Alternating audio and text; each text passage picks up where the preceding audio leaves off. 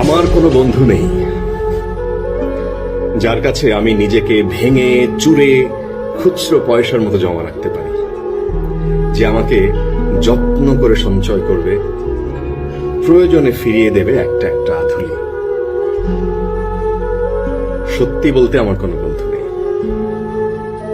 বন্ধু বলতে জেনেছি যাদের, তারা কেবল পথ চলতে সঙ্গী ছিল। দূরের পথে ট্রেনে যেমন হয়, পাশের সিটে গল্প হয়, দুপেয়ালা লেবু চায়ের দাম মেটাতে আমি দিচ্ছি যুদ্ধ হয়, সিগারেটের বাড়িয়ে দেওয়ার টুকরো ফুকে এই যে নিন ফোন নাম্বার, এদিকটাতে আবার এলে ফোন করবেন বলা শেষে অচেনা এক স্টেশনে উধাও হয়।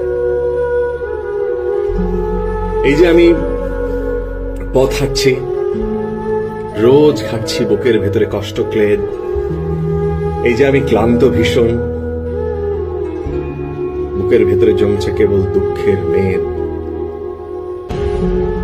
তবু আমার নিজের কোনো বৃক্ষ নেই।